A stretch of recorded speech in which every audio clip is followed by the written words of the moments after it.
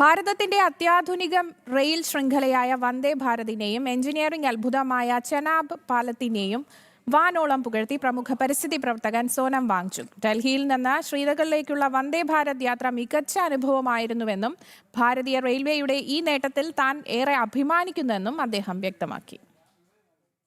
നരേന്ദ്രമോദി സർക്കാരിന്റെ വികസന നയങ്ങൾ നിർണായക നാഴികക്കല്ലുകൾ പിന്നിടുമ്പോൾ മുൻപ് സർക്കാരിനെ വിമർശിച്ചിട്ടുള്ളവർ പോലും ആ വികസന വിപ്ലവത്തിന് മുന്നിൽ ശിരസ് നമിക്കുകയാണ്. ഡൽഹിയിൽ നിന്നും ശ്രീനഗറിലേക്ക് വന്ദേ ഭാരതിൽ യാത്ര ചെയ്ത ലഡാക്ക് പ്രവർത്തകൻ സോനം വാങ്ചുക്കിന്റെ വാക്കുകൾ അതിന് തെളിവാണ്. ട്രെയിൻ യാത്രകളെ ഏറെ സ്നേഹിക്കുന്ന തനിക്ക് വന്ദേ ഭാരതിലെ ആദ്യ യാത്ര പുതു അനുഭവമായിരുന്നുവെന്നും ലോകത്തിലെ ഏറ്റവും ഉയർന്ന ചെനാബ് റെയിൽവേ പാലം കാണാൻ കഴിഞ്ഞതിൽ ഭാരതീയ റെയിൽവേയോട് വൻ അഭിമാനം തോന്നുന്നുവെന്നുമാണ് അദ്ദേഹം തുറന്നു പറഞ്ഞത്. ജമ്മു കാശ്മീരിനെയും ലഡാക്കിനെയും രാജ്യത്തിന്റെ മറ്റു ഭാഗങ്ങളുമായി അതിവേഗം ബന്ധിപ്പിക്കുന്ന റെയിൽവേയുടെ ഈ വിപ്ലവകരമായ കുതിപ്പ് ഏവരെയും അത്ഭുതപ്പെടുത്തുന്നതാണ്. दिल्ली से श्रीनगर तक वंदे भारत की सेवा शुरू की गई है, उस पर मेरा पहला अनुभव था और चिनाब पर बने पुल को भी देखना चाहता था और बहुत ही खूबसूरत अनुभव रहा. बहुत गर्व है मुझे भारतीय रेल पर.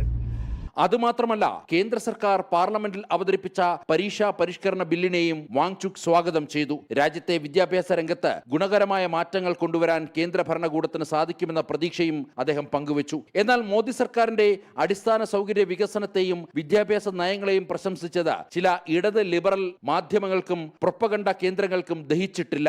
മുൻപ് അടിസ്ഥാന സൗകര്യ വികസനത്തെ പോലും കളിയാക്കിയിരുന്ന ഈ കൂട്ടർ വാങ്ചുക്കിന്റെ പുതിയ നിലപാടിനോട് കടുത്ത നിരാശയിലാണ്. ജനം, ഡൽഹി.